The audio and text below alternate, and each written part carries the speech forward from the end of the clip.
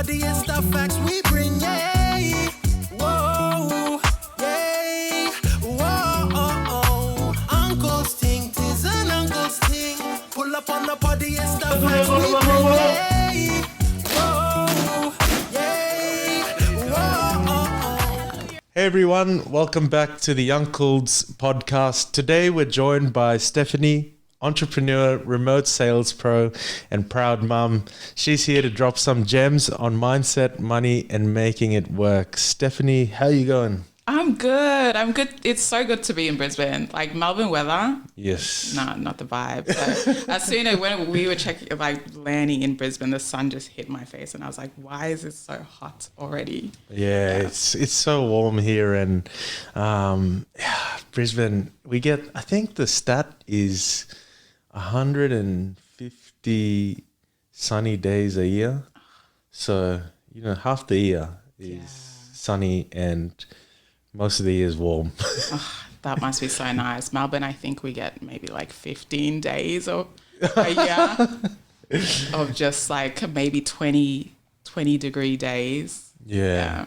Oh, Right. that's crazy. Look, we have a lot to unpack during this episode. I'm really excited about it because us on the Uncles, we've been following you for a while now, and whenever a Stephanie reel pops up, where we get a bit excited about it, and you're always dropping some gems for us. So look, before we get into it, we always start off with the word of the week. So I just want to ask you, what's your word of the week? Yeah, my word of the week, and this has been my word for a while now, but my word of the week is detachment. Yeah. And I chose this word because my issue was I was always so attached to an outcome, an idea, a situation that I put so much emotion into it. And then when it didn't go my way, I felt like a failure or like I wasn't worthy of it. And so I really had to take a step back, and this is from my own training that I've received as well, that detachment is huge because we become so attached to an outcome that we put all of our energy into it, and then when it doesn't go our way, it's like, I'm not worthy of this, or it's, you feel shit about the situation. So I really had to take a step back and say, okay, I set the intention that I want this. I take the aligned actions that I need. And then I just take a step back and just let go, let God.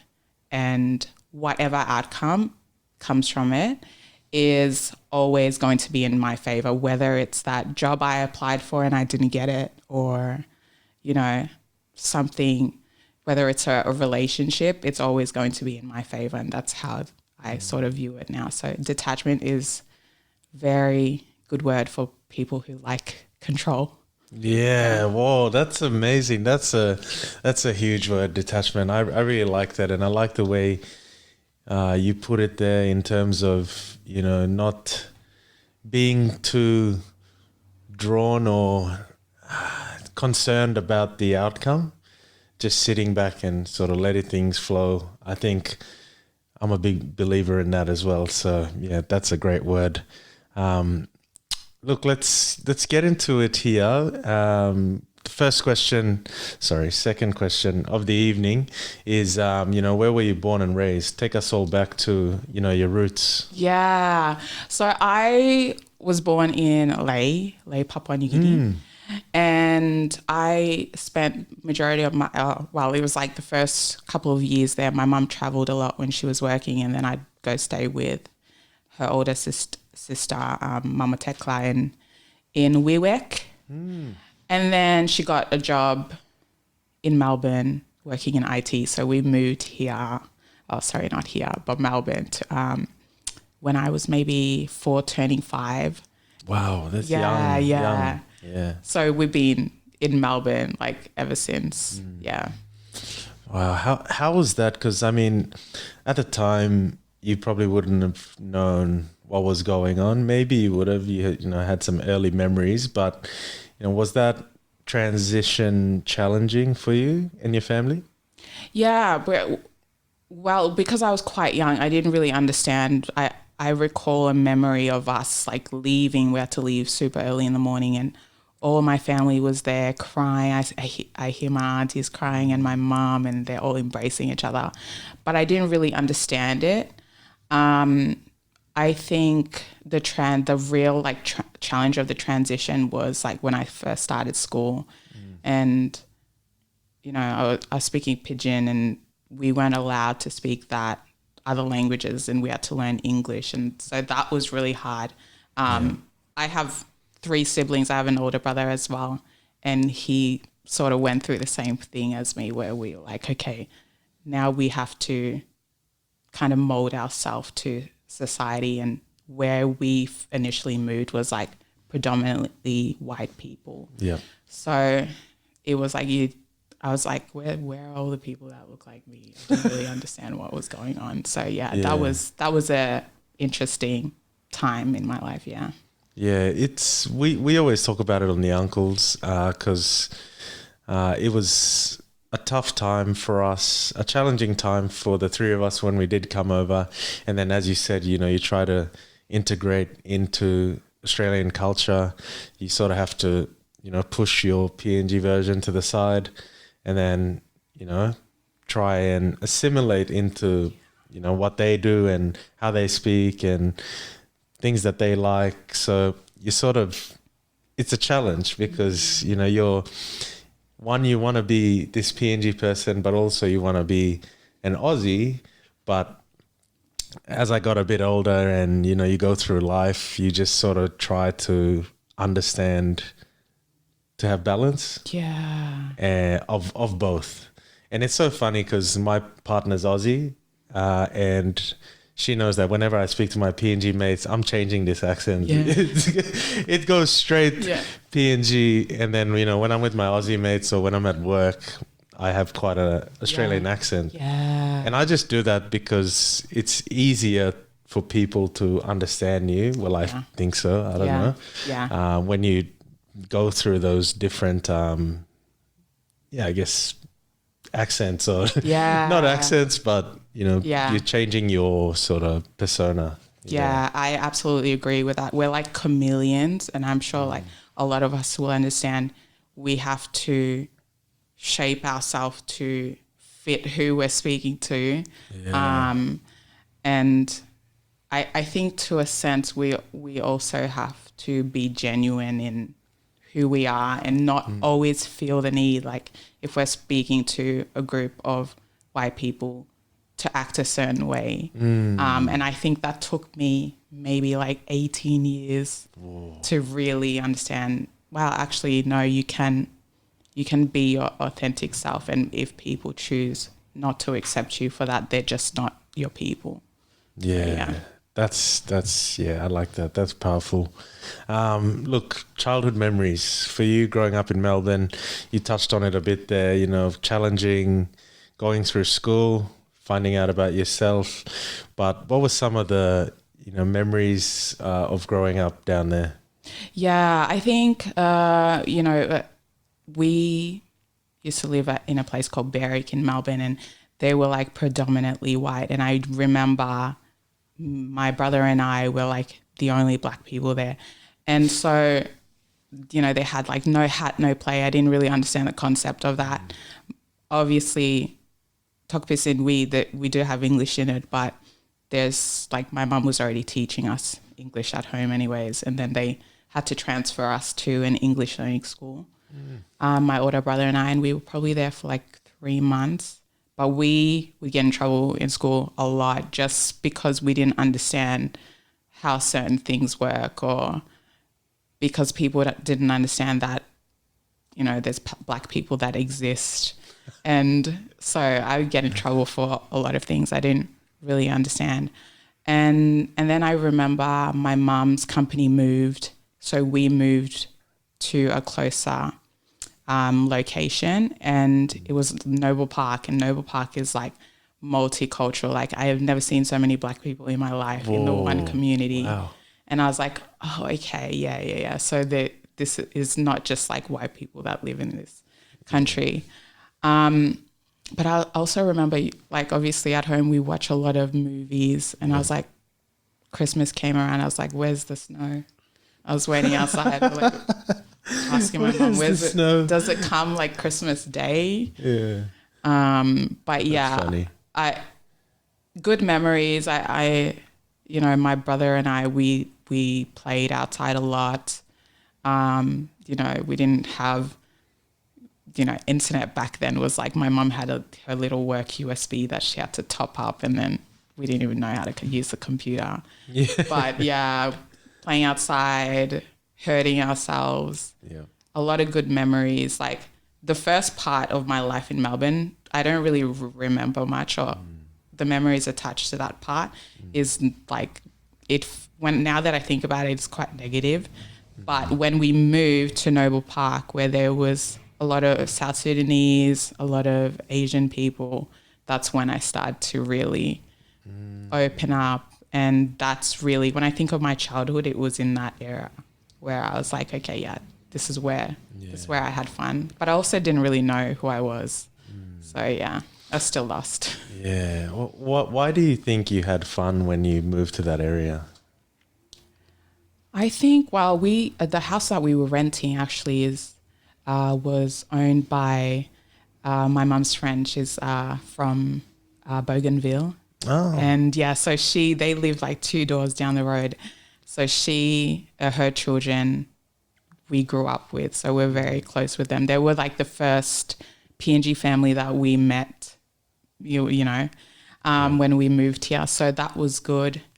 But I think just seeing the diversity, because I didn't see that back when we were in Berwick. It was just white people. And like really leaning into that there's more people that look like me. I mean, I didn't understand the concept of like a race or, you know, all of that. I am from Papua New Guinea. This is what we look like. That's like, I didn't really know how to explain that to people. Yeah. Wow. And high school. So when you moved there, was that sort of high school time going through that as well? Yeah. How was all of that?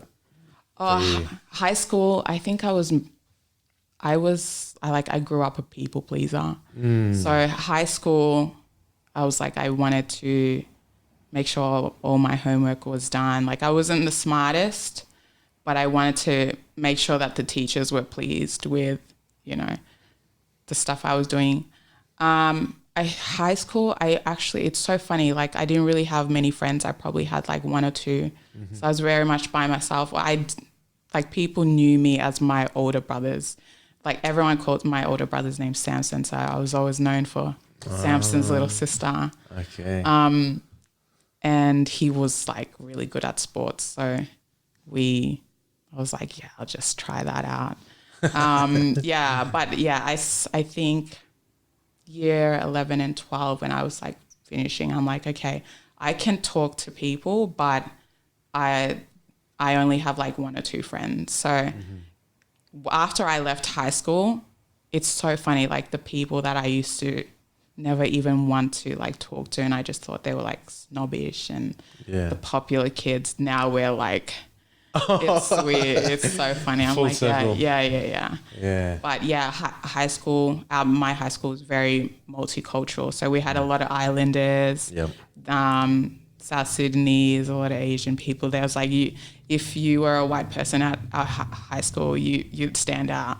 Yeah. So yeah, it was good. But yeah, high school,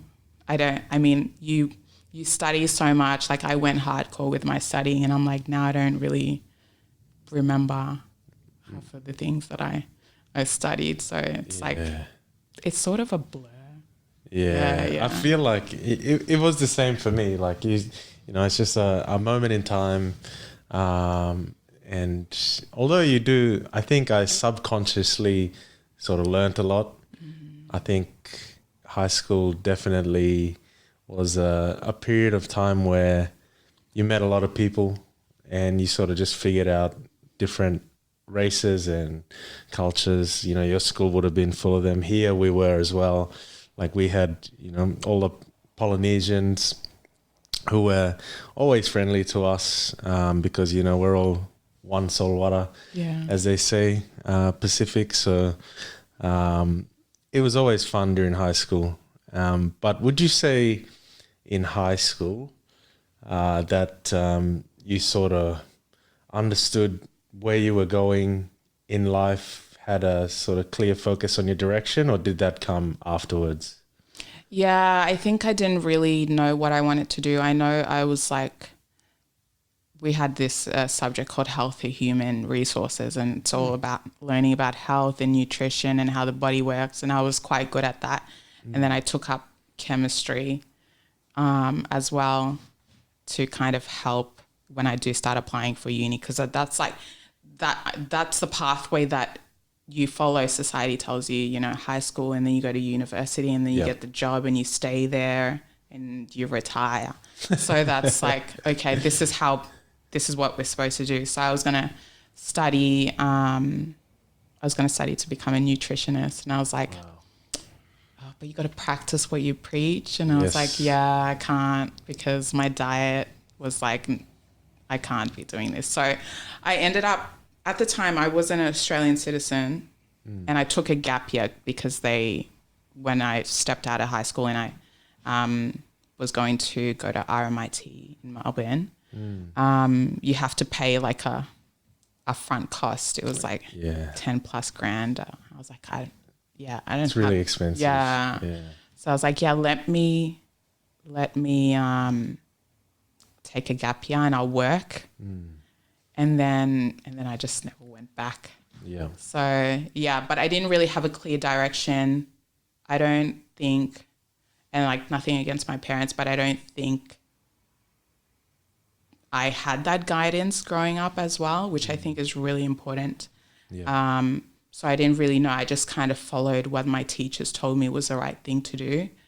Yeah. But I think I really found what I wanted many years later. Yeah, okay. Yeah, it does happen a lot. Like I only have to look at my experience where I sort of just didn't understand, you know, what I wanted to do. I was like, I wanted to do a business, something in business. I knew that, but I just didn't know what business. So I was like, maybe international business or management, maybe marketing. And then at the time I was so into like marketing. I really liked how when I was going through uni, whole phones and stuff came into play now. So it was all like digital media, social media was just coming out. I think Facebook was there, but Instagram just came online, and like you could put photos. There were no videos or anything on the first Instagram. Yeah. It was just photos and just the feed, and I was really excited about that. So I was like, maybe I should do marketing. So I did marketing, but then I got to the end and I've worked in a few marketing jobs, and I was like, I actually hate marketing people. Yeah. So I got into sales. Yeah. And I know we were talking a bit about sales off air because, you know, at the moment, that's what you're currently doing, you know, one form of sales, remote sales. Look, tell us about, you know, the start and how you got yourself into that. Yeah, so it's so funny how everything happened. So my life had done a 360, and I was basically starting again with my two sons. And I'm on this money journey right now. I have a lot of debt that I need to pay. So I'm like, okay, I need to understand why there's certain beliefs that I have around money. So I sort of went down that rabbit hole for maybe like 2 years. And then I came across commission-based work. So I thought, okay, this is a great way to not only make money, but be proud of it. And also what I understood with commission-based work was the amount of the money that you make is a direct correlation to how much effort you put in. So that's that's really what I wanted. I was like, okay, I want to be able to earn money, but be proud of that. And I want to be able to show my sons that money isn't just something that, you know, we use, or it shouldn't control our emotions. It's a tool. It doesn't belong to us. It's just like energy, transference of energy. So because I went down that commission route, I didn't really necessarily know about remote sales. And obviously our phones listened to our conversations, and that's when I came across She Sells with Brooke. And I didn't really know what she was doing. I had been following her for some time. And then December, I was like, oh, she does remote sales. So I did my little research and I was like, okay, I'm going to sign up for this. And I had just moved into my new spot with my boys. We had probably like $1,000 in savings, and we're like, no furniture. We were just happy. This is our space now. So I was trying to figure out, okay, I need to start working. And I was like, yeah, let me gift myself this skill. So early December, I booked a call with them, and I was like, whatever it costs, I'm going to figure out how to make it work. And the course ended up costing like $8,000. And I sat on the call with the lovely lady, Elise, and I was like, hey, okay, I got $1,000. Like, sorry, not $1,000 here. You take this money and I'm going to figure it out. So that was really my introduction into it. And I remember like my sons and I are driving around like late at night doing like Uber runs and all of that stuff. So we made it work. But yeah, I'm glad I did it, because this skill, and I'm sure you can understand sales, it shifted my whole perspective of life. So yeah, it's been a roller coaster. Yeah. Oh wow. You really you went through that pretty quickly there, but that's a whole lot of life experience. You just mentioned there, and I mean a lot of it would have been tough, especially not knowing what's next or what might come of it. What were you telling yourself during that time? Because I know you would have had to put on a brave face, especially for your sons. Yeah. What were you telling yourself? Well, my thing was like I had left a relationship that was like all of my 20s. I was in this relationship, and then when I had made the choice to finally leave, and again, I was so attached to this idea of how I wanted this relationship to go, but the reality is it was not working the way that I needed, and it was not healthy for my sons to see. So I was grateful. I was living with my brother and his family for 8 months. We were driving literally everywhere, trying to get a rental. And that was the time that I truly reconnected with God, because for a period of my life, I went to a Catholic school, and I just didn't align with a lot of things that religion was teaching, and the people around me that were teaching this weren't showing that. They were doing things that I didn't necessarily agree with. Yeah. And so I believed in God, but I didn't necessarily have a relationship with him. And then when I had gone through that 8 months of like basically everything crumbling and just ripped apart, I realized, okay, God's preparing me for something bigger. So once I had got through that and I had found a place for my sons and I was like, okay, I'm on this wave. I need to keep riding it and see where it takes me. So when I had found She Sells with Brooke, I thought, this is perfect, because I wanted to learn from someone who was local, because it's quite popular, in the US and the UK. Yeah. But I was like, I can't resonate with people from there. No. And I really needed someone that was local. So I had found Brooke, and I was like, I'm going to make it work. and I had a level of understanding that sales was going to teach me the foundational skills that I could then build on. So it wasn't a matter of, okay, do I have the money? No, I don't, but I am going to be resourceful about it because I know this is going to change everything. Yeah. Wow, that's so good. And yeah, say like that's the whole reason why I was drawn to sales as well. Well, I only had to look at, when I was coming through school, you sort of try and understand your strengths and your weaknesses. And for me, it was like, all right, what am I good at? Well, when I was coming up through school, I was always good at relationship building, or there would be 10 guys in a room and I'd be able to walk in and talk to all 10 because I could relate to them on different levels. It didn't matter where, you're an Aussie, or it didn't matter where you were from China, or if you're from PNG. I could have a conversation with you, could find out your name, I could find out, where you're from and all of that. So when I finally found that out, I realized, well, that's sales. In a nutshell, it's basically sales, because, you need to speak to people, you need to understand people, build a relationship with them. If they've got a problem, then you need to, provide a solution basically. So that was sales 101. But for you, getting yourself into it, what would you say is, something that you enjoy most about it?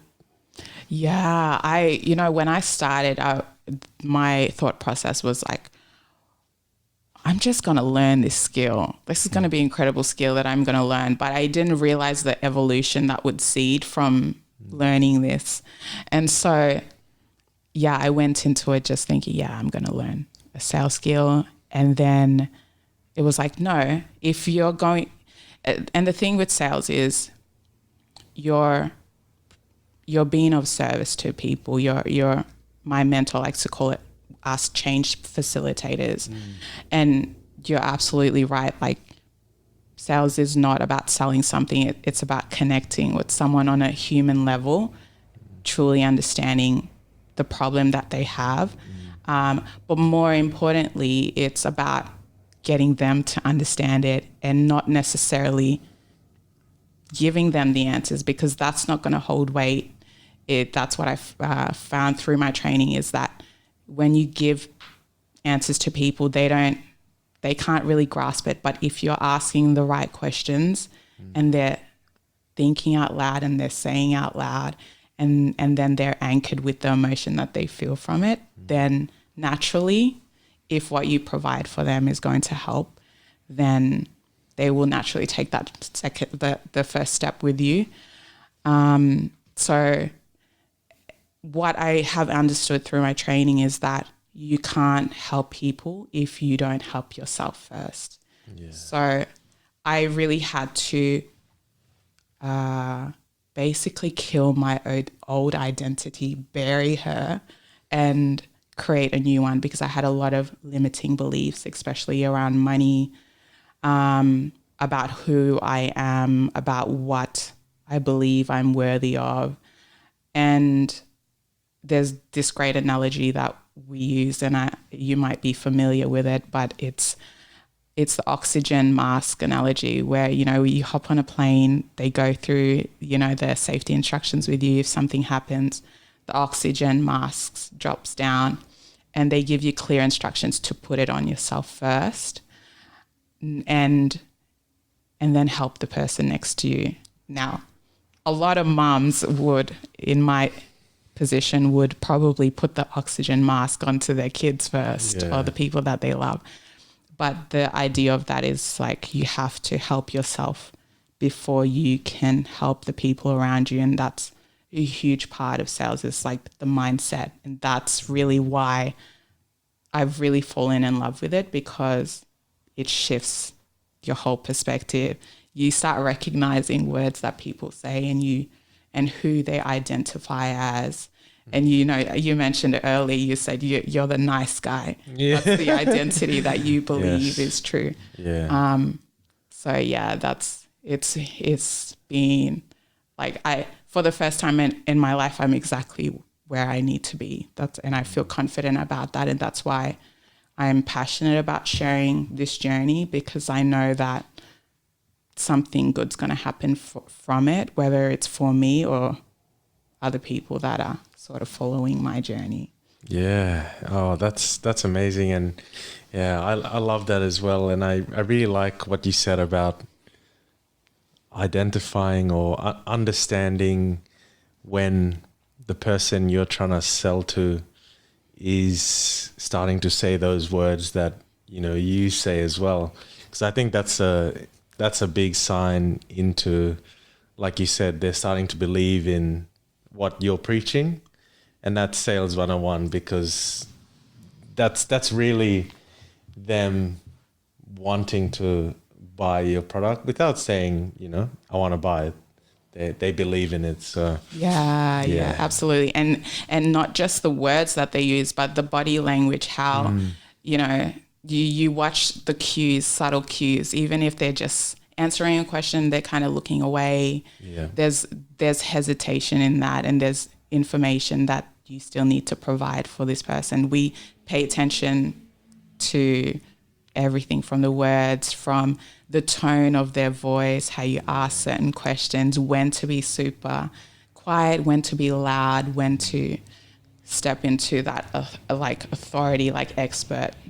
So we're trying to move away. The training that I'm learning is like, we're moving away from like that super masculine sales energy, where it's like, you know, this is what you need. Buy sell, this. sell. Sell. Yeah. We're sort of leaning on, you know, detachment and that feminine energy, which a lot of people don't realize both men and women possess feminine and masculine. Like, feminine energy is not being super attached to making the sale. It's like, okay, I'm going to talk to this person. How am I going to be the best service to them? And how can I make sure that even if they don't buy from me, they can walk away with some sort of clarity on what they really want. So, and that's why I love it so much, like learning from women as well, is that we're not like, yes, we do have that masculine energy, but we're more in our power if we step into that feminine, which is active listening and understanding, clarifying whether we heard them right, and making them feel seen, and creating that space where they can open up, which you guys do fantastic on this podcast. Yeah, we try to. I think I love that word, active listening, guys. If you don't know what active listening is, make sure you search it up, because, you know, it's really important to listen. I know, and I used to do it all the time. I still do it, where you talk too much, and the other person's across the room and they're just like, what the hell did he just say? And then you've already lost them. Whereas you could ask one simple question, keep your mouth closed and let them talk, and it's game over. So look, you touched on a little bit before about money and how you sort of had to leave some old thoughts that you had of money, you know, behind, and start to create some new thoughts around money. How important is it to you of having, you know, this new money mindset? I think firstly it's like, mindset is everything, and I think that's game changer for anyone who's pursuing something to become successful. Is mindset is everything, and more specifically around money, I find that if you have a scarcity mindset where you believe that money, you know, is not something that you can hold, it's something that comes to you and it goes away quickly, or you have to spend it, or you're not good at savings. Like, for me, my identity was, money is only for people that work super hard and they grind nonstop, and that hustle culture, or like you have to find a really good job, or you have to go to university and get a really good degree to start earning a good amount of money. And also I believed that money wasn't something that I could hold, like savings, like creating any type of savings was just something that felt uncomfortable to me, because it was like, that's money that I could use to do this. So, and also a lot of my emotions were attached to money. If I didn't have money in my bank account, I was anxious, stressed, all of this stuff, because I really, money was like a measurement of success for me for a very long time. So when I started to really unpack that, and the reason I did that was because I didn't want my sons to have their life dictated by the amount of money that they make, because my understanding is that if you're chasing a number, you know, that you might reach that number, but then you're not going to feel happy. You're not going to find fulfillment in getting to that position. So it's like, okay, how can you learn something where you can be of service to people? And money is just a bonus of that. It's not what gives you fulfillment. So I really wanted to teach my sons that the feeling that you get when you help other people, that's the real fulfillment that you're looking for within, and how you feel about yourself is so much more important than the amount of money that you make, because that will come. That will come. Like, you don't have to worry about that. If you're helping people, the money is just something in the background that can help you help yourself be of service to other people. So I really had to unpack that for myself. I'm still on this journey. Same. Where, I don't think I'll ever get to the end of it, to be honest. Yep. But I recognize those limiting beliefs, because if you have a scarcity mindset, money might come to you, but it's not going to stay. Yeah. And so I am very detached. I'm very much into like manifestation, all of that crazy stuff. But I don't I'm trying not to view money as something that can control my emotions or be the reason why I don't choose to step into an opportunity that could help me grow. So yeah, my money mindset is so important, because our thoughts have power and they have energy. And if we're constantly telling ourselves that we don't deserve to earn a certain amount, or maybe we, like certain words like broke, I don't use that kind of word in my vocabulary anymore, because that's telling the universe, okay, this is what I identify as a brokey. My mentors like to say brokey. So you have to switch the way you talk to yourself when it comes to money, and then in turn that will open space to allow more opportunities in and allow you to receive more. So I think your mind, I have no idea how it works, the science behind it, but it's crazy. Once you shift your mindset, everything starts falling into place. It's insane.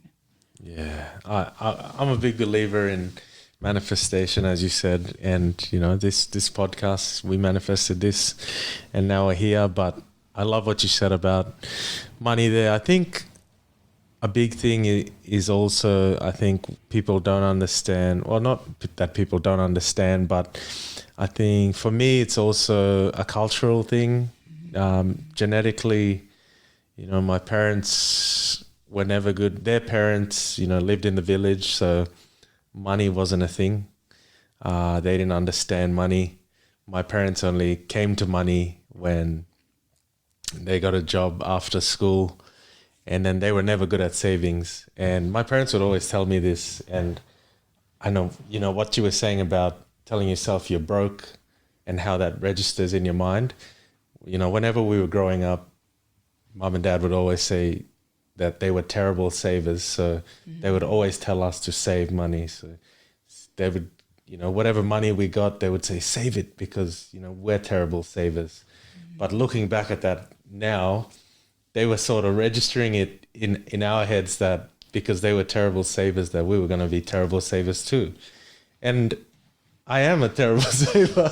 It's just sort of spoke itself into existence. But I think there's a lot to unpack, and I like how you're on this journey, and I like how you said that it's never going to end, because I feel like I'm dealing with it on a daily basis. It's one of life's biggest challenges is money, and learning how to manage it, learning how to budget, learning how to be financially stable so that you're at a level where you can work hard, but also enjoy yourself and also look after your family. Like, there's just so many different things that money plays a part in. Yeah.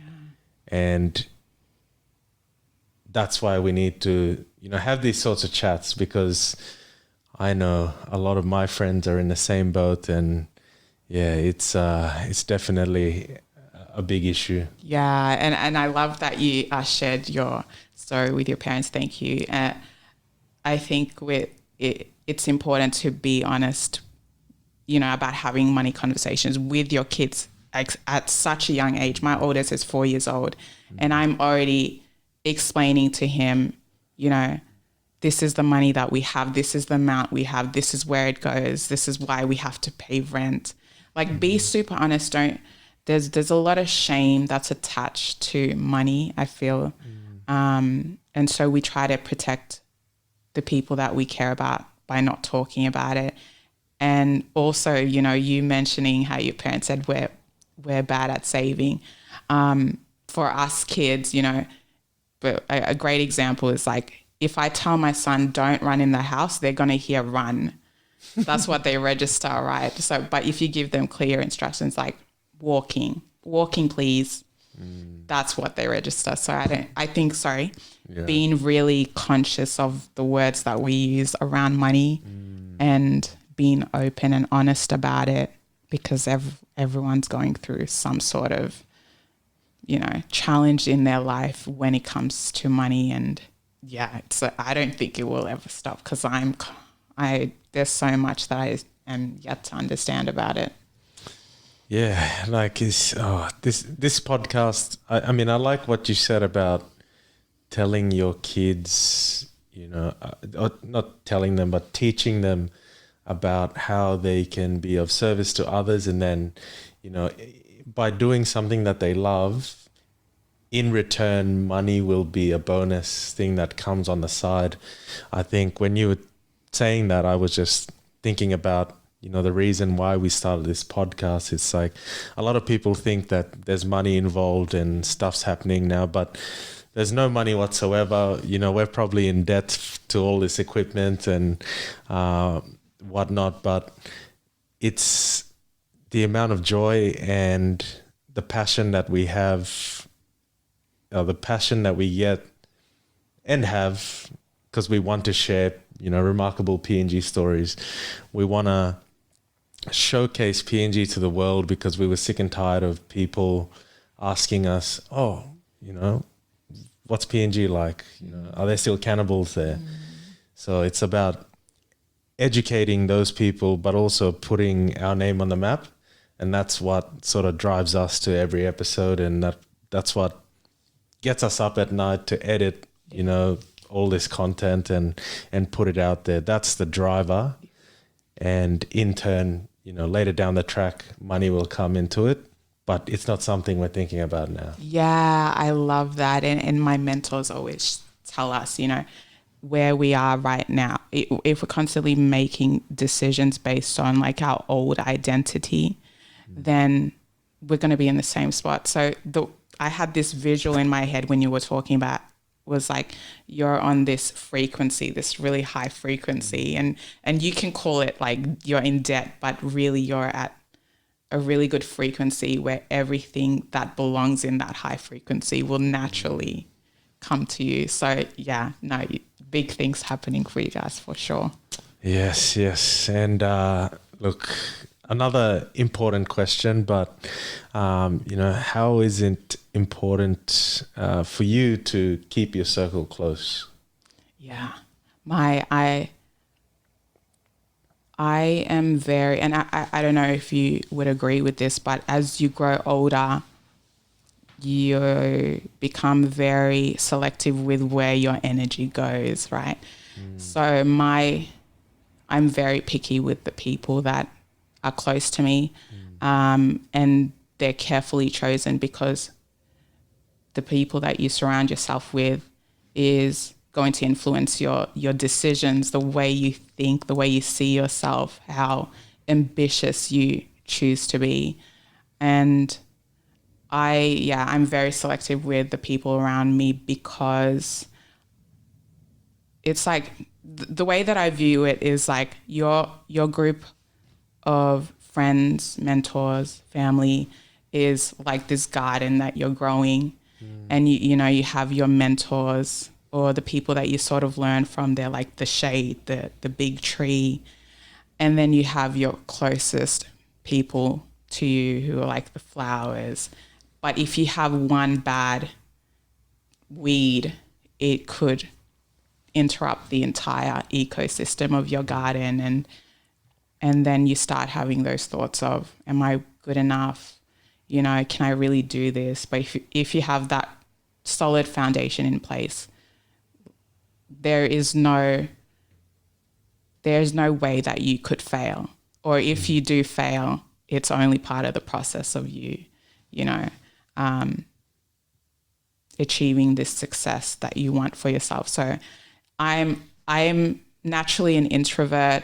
I don't really like the community that I'm learning from. There's so many women in there. And when I initially joined it, I was in bed like 6 p.m. because my brain was exhausted. I couldn't take it. Yeah.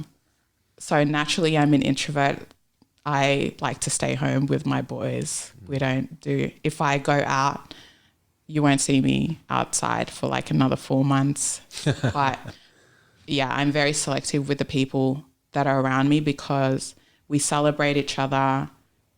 I want to be able to be vulnerable with them, not feel judged. But I think it's also important that you have people around you who are going to hold you accountable and don't, my mentors like to say, be kind, not nice. And a nice person might see that there's something in your teeth and they won't say anything because they don't want to hurt your feelings. Yeah. But a kind person will be like, hey, listen, you got something in your teeth. So I think that's important.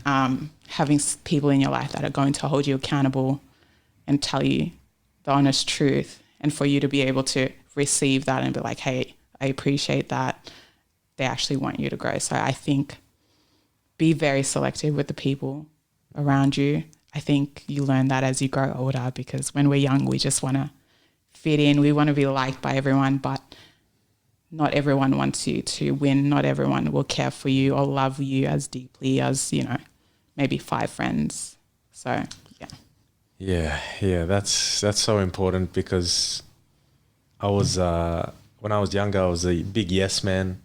So say yes to, anyone and everyone, and people pleaser as well. So would always want to, someone messages here, someone messages there. It's like, yeah, I'll be there. Yeah. And then you sort of just, as I got a bit older, you realize that, you're giving your energy to all these people when you could just say no and not go. And then you keep that energy, and then it, you can put it elsewhere. And it always comes back to this thing, like, you can have so many friends, but if something goes wrong and you go to the hospital, then how many of them are actually going to be there? It's only usually your family first that will be by your, hospital bed. And then, maybe your one and 2 closest friends. No one else is going to care. They're just going to think, oh, sad, another one's gone, and that's it. So it's really important to keep your circle close. But I like what you said about, as you get older, you start to realize that, and you just sort of plan for it now. It's like, I'm going to put my time here. I'm not going to go to this event. You can pick and choose. It's easy to say no now, whereas for me, it was so hard. Yeah, don't worry. I was on that journey. I think I just started. I think just stopped being, that people pleaser maybe the last 2 years, where I was like, why do I do all, why do I do it does not help me in any way. So yeah. No, it doesn't. And look, you've been very vocal about your two boys. I know motherhood is something that we like to discuss on the Uncles, because there's three of us uncles. We're very masculine, and we talk a lot about men stuff here on the podcast. But I think it's really nice when we have someone on who is a mother that can share a bit about their experiences of motherhood. So look, let's start off with the most challenging part of motherhood, and then we can go into the most rewarding part for you. Yeah, I think that varies for me, because my oldest son is 4 now, and when I initially had him, my thought process was that, okay, I need to sacrifice the next 10 years of my life raising this child, because he's gonna need me. So it was like, okay, whatever ambition that you have to put a pause to it, a temporary pause to it, and sacrifice your body, your mind, your soul, your energy, everything to this child. And then I sort of went through that. I always challenged the idea in my head, but I was never I didn't see other mothers doing that. So for a very long time, I believed that. And then I realized, actually,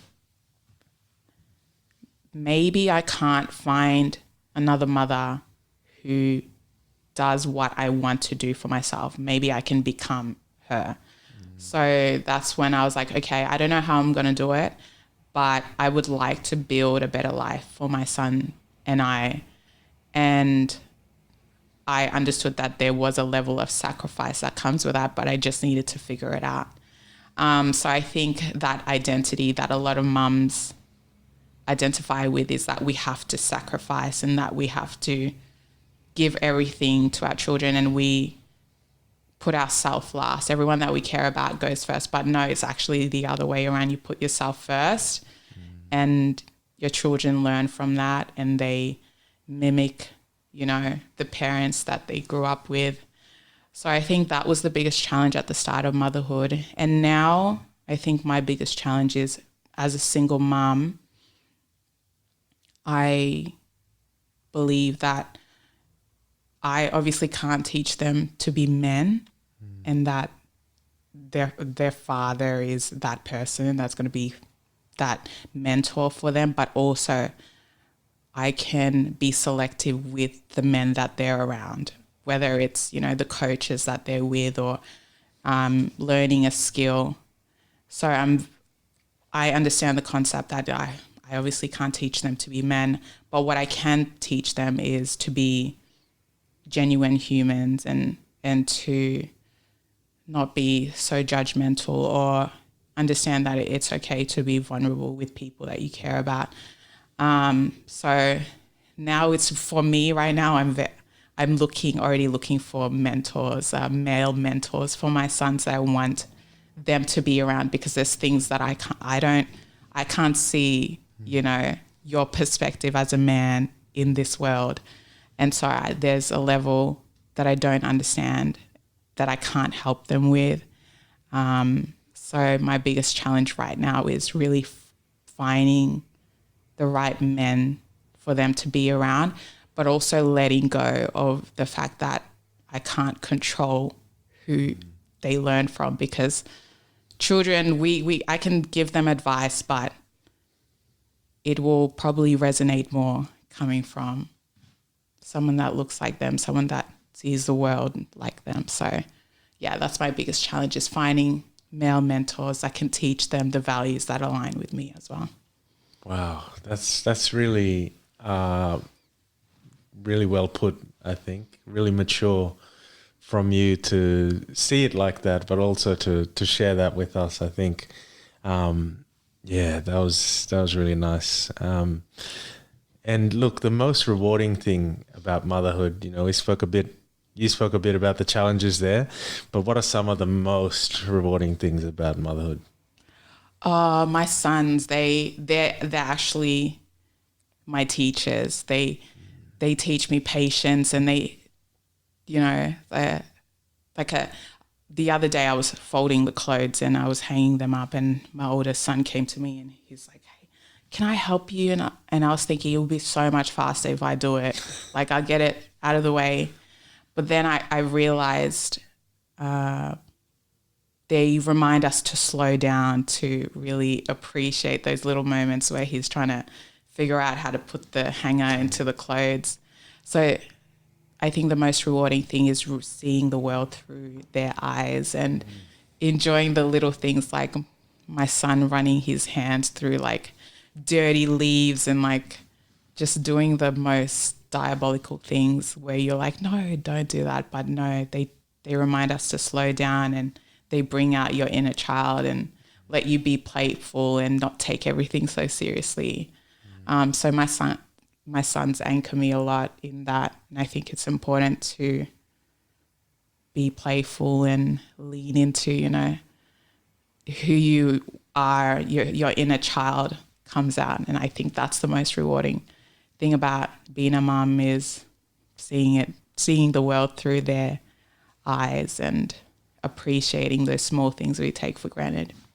Yeah, wow. That's so beautiful, I think. And it really gives me,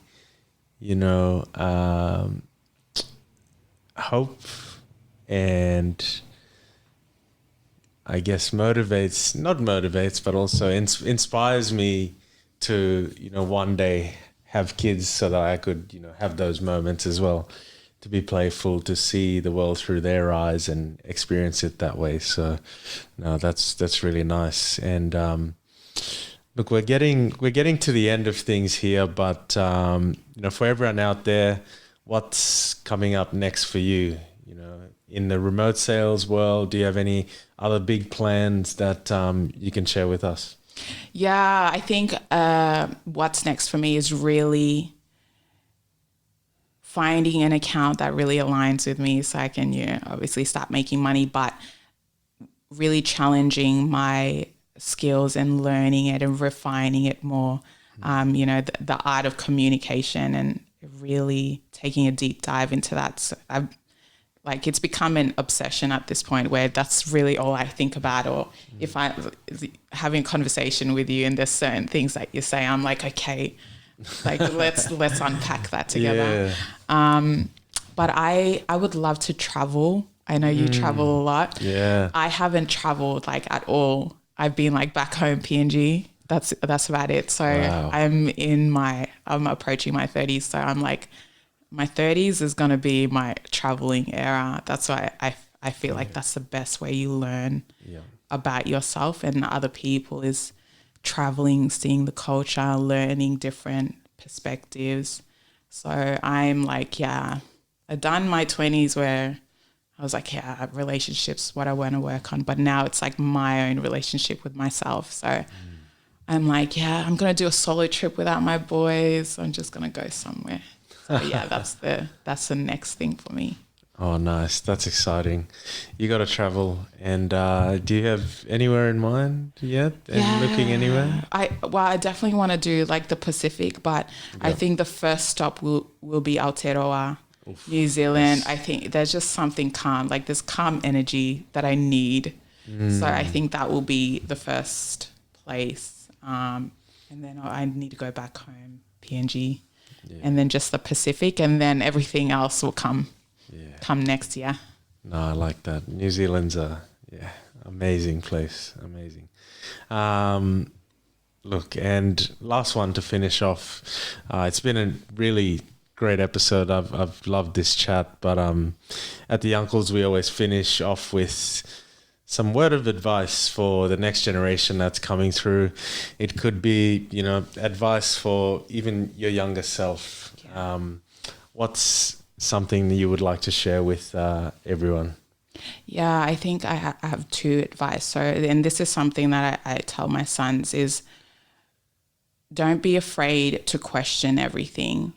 And the reason I say that is because we are taught these things from our parents, and we don't necessarily question it because they are obviously our first mentors. We trust them. But adults are not always right. We are still learning. We're still making mistakes. So I think it's important to question everything, question your own thoughts, who you identify as. Ask yourself, is this actually serving me? Is it keeping me stuck? And I think the next advice I would give is fail as many times as you can, and let failure be your friend, because, you know, that's the most successful people fail more, and they take this failure as data and information on what they can do next. And I think that's so important, is understand that you're going to fail, but it's what you do with that information and whether you choose to get back up again. So make failure your friend. Failure is your friend. Yeah. Wow, guys. Amazing. Thanks so much, Steph. Thank you for coming on to the Unkles from us. We wish you all the best in your endeavors. And we always say here that, you know, this won't be the first and last. It's the first, but I'm sure we'll have you on again to touch base and see where you're at in life. So thanks a lot, Steph. Thank you so much, Richie. And I want to give you guys your flowers, because what you guys are doing here is amazing, and you're connecting people not just in PNG but all over the Pacific, and you guys are growing, and I see the evolution in this, and I truly believe that something amazing is going to happen. So please, whatever you do, don't stop, because the community has your back. Thank you so much.